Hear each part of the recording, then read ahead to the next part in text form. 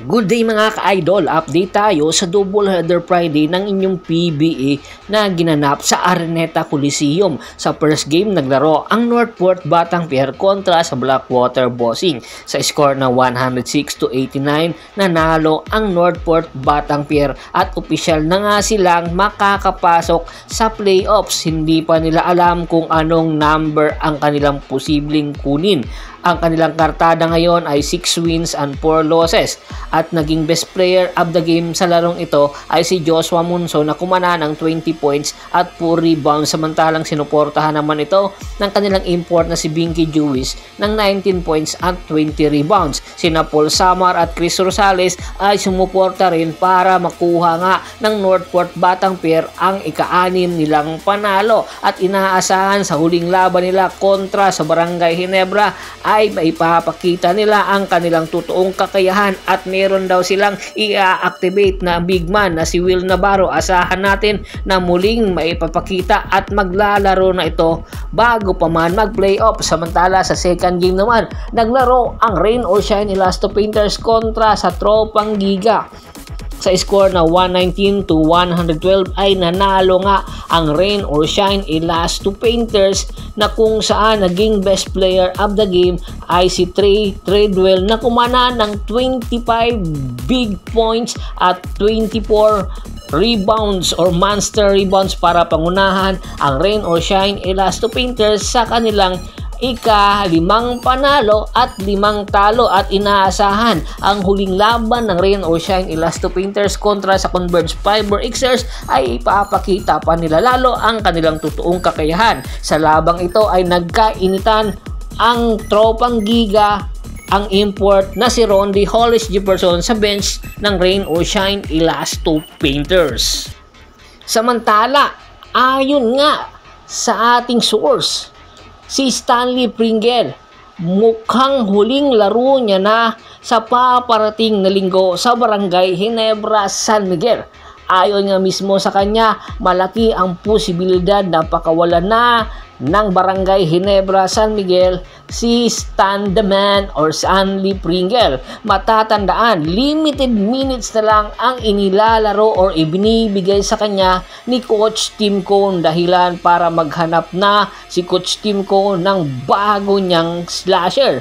Matatandaan, nakuha nga ng Barangay Ginebra, San Miguel si Stanley Pringle via trade sa Northport Batanguer at simula nang makuha ito ng ng Barangay Ginebra sa Northport ay ipinakita nito ang kanyang totoong kakayahan sa Barangay Ginebra, dahilan para makakuha agad ito ng kampyonato sa pagpasok neto sa Barangay Ginebra, San Miguel. Makalipas ang ilang taon ay unti-unti nang bumababa ang kalidad ng laro ni Stanley Pringle dahil na rin sa injury at sa edad neto. Sa edad nitong 36 years old ay hindi na natin nakikita ang mga moves na gustuhan natin kay Stanley Pringle noong nasa Northport Batanguer pa ito.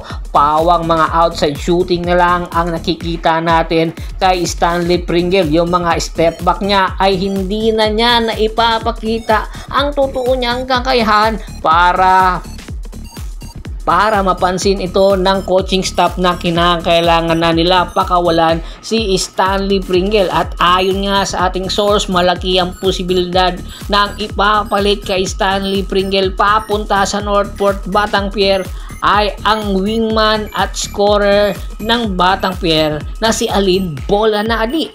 Si Alin Bolanadi ka-acquire lang ng Northport Batanguer sa San Miguel Bermen. Tandaan natin, nanggaling na rin ito sa Northport Batanguer, kapalit lang ni Paul Samar. Matapos ang isang season or konferensya ay kinuha muli ito ng Northport Batanguer. At take note, dahil sa pagkuha nito sa Northport Batanguer ay may plano na naman ang Northport Batanguer na ilipat ito sa ibang team na kung saan nangangailangan ng kanyang serbisyo.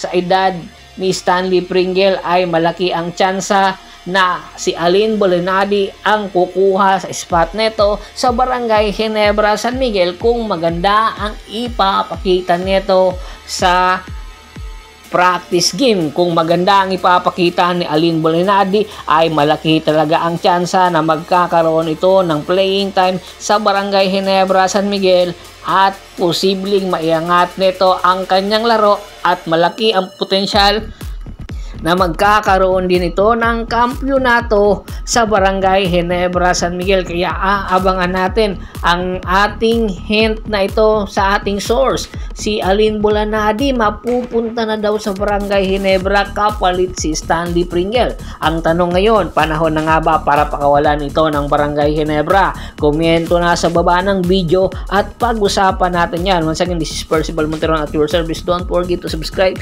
my sports channel at don't forget to click the notification bell button para nga maging updated palagi sa kwentuhan. At bago pa man natin tapusin ang ating kwentuhan, shout out muna tayo sa ating mga followers at subscribers kay Sir Noy Pakating, Arnold Cahigal, Luis Alon at sa Alon family, Jojo Toble, Alex Flores, Lloyd Recentes, Ray Divina, Kagawad Kat sa Kinudukusin ng Hagonoy Bulacan, Ricky Lanza ng Ricky Rider TV ng Tansa Cavite, Ronald Bersvidad, John David Gulapa, Scott Ranger at si Mr. Julius Roche. Marami pong salamat sa walang sawa niyong pagsuporta. Pakibisita na rin po ng Facebook fanpage ko. Pakilike, pakipollow, pakishare. Ganun din po sa bagong kong Facebook page na Half Court Press PH. Marami pong salamat.